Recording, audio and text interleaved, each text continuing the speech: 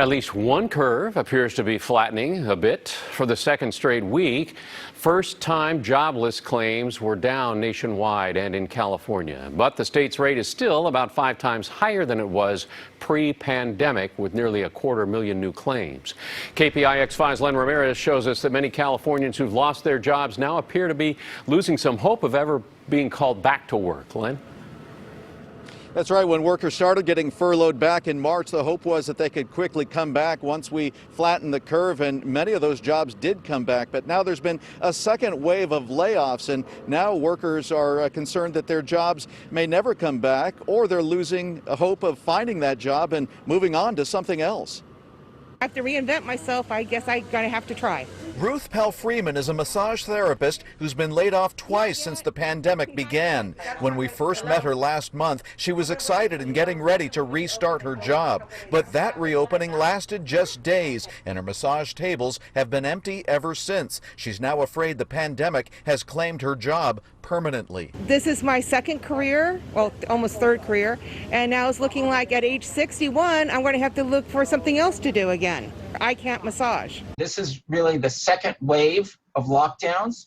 Michael Bernick is an employment attorney and the former head of the state employment development department. He says the second wave of layoffs prompted by the reclosing of the economy is more punishing than the first. What we're seeing is that companies that furloughed workers at the start of the pandemic back in March are now, with the renewed lockdowns, moving these employees to layoffs.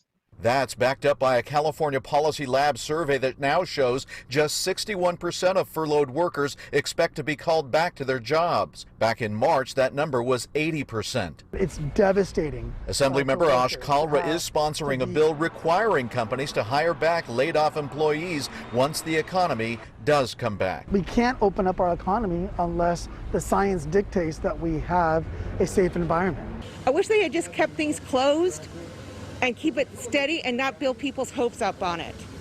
It's just, that part just gets very frustrating. Len, the graphics, the numbers you were showing us, statewide, but I'm wondering, here in the Bay Area, are workers affected more than other parts of the state? Well, they may be, especially here in Santa Clara County, because in some places, they never, called them back and then re-shut them down again. In some places, they've been shut down the whole time. So at least, as you heard from that last comment, that may be a little easier, at least on the psyche, to have a shutdown and to kind of go through that and wait for it to come back. But here in Santa Clara County, a lot of people spent a lot of extra money trying to do that reopening, and then to have it shut down again. They've lost all that money, and right now, money is a scarce thing, especially for this type of worker. Absolutely, and it's hard to reinvent yourself, and expensive to do it 3 or 4 times through all of this, too, exactly. Especially at a certain age. All right, Len Ramirez in San Jose, we appreciate it very much.